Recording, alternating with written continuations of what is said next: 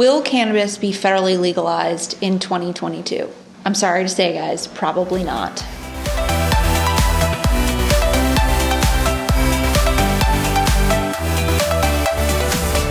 Hey, I'm Morgan Davis. I'm an attorney focused on cannabis and business in North Carolina. Let's talk about how to keep your business protected and thriving. Recently, President Biden pardoned 6,500 people for simple possession of marijuana charges at the federal level. And a lot of people are commenting like such a pardon could be federal legalization. It's not. It's not even technically removing that conviction from their record. It's simply pardoning them. And in fact, if they want it removed from their record, they need to contact an attorney to help them go through the expungement process, which may or may not be available to them. That being said, it is a huge step in the right direction, and one everybody is very excited about, and we all hope that that continues. Another thing that people are really excited about is Senator Chuck Schumer's bill that came out at the end of July, the Cannabis Administration and Opportunity Act. It was the Senate's response to the House's MORE Act, which proposes federal legalization and at 296 pages offers sweeping regulations when it comes to federal cannabis legalization that no other bill has offered. Now, here's the thing. Nobody thinks this bill is going to pass in its current form.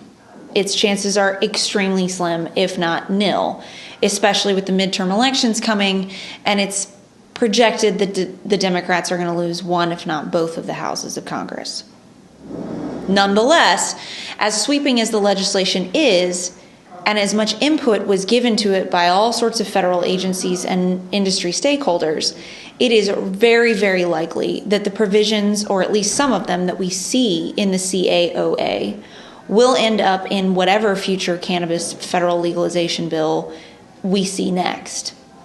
So it's important to understand what's proposed so that you can start planning for the future for your business. Some of the provisions proposed are expunging federal cannabis-related records, creating funding for law enforcement departments, a national driving while impaired standard for THC-impaired driving, banking access for cannabis businesses, a 10-year pilot program through the SBA, which will allow cannabis businesses to start applying for funding that as of today they are not eligible for.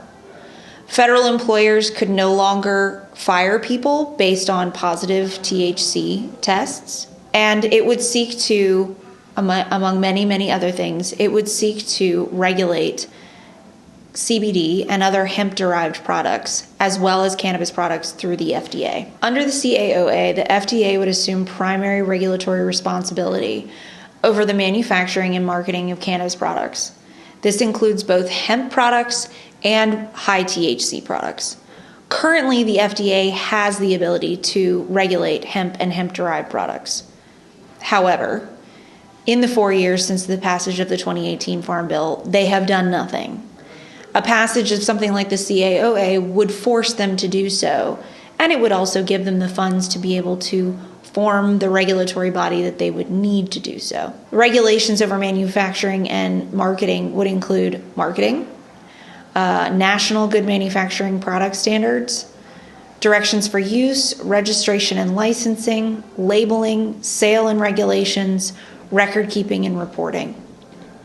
These are all areas that the industry itself has been begging for regulations in since the inception of cannabis.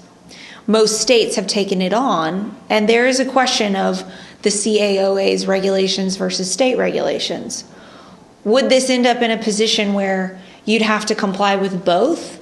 Would the federal regulations override state regulations, especially in places like California, where you already have an extremely robust regulatory system? Or would companies be forced to comply with both? There's also a massive taxation system that is included in the CAOA that a lot of people are very unhappy about. Taxation could be up to 25% depending on type of product and size of business. That would be in addition to state and local taxes that cannabis businesses are already being crippled by. That kind of taxation is going to make participation in a federal cannabis business very difficult. especially because it's unclear whether or not cannabis businesses would then be able to file for any of the exemptions that other businesses currently are able to file for as regular business exemptions. The big pro about the CAOA is that it marks a shift in federal regulatory thinking about cannabis. It's no longer a fight of yes versus no. It's now a fight over how are we going to do it, which is a huge step in the right direction. The big con about the CAOA, there are a few. One, that it's unlikely to pass. But two, such sweeping regulation is going to be very difficult for most existing businesses to adapt to. It's important to understand what's happening in the CAOA because we know that at least part of it, if not all of it, is going to be used in future bills. This is one to pay attention to, and give me a call if you have any questions.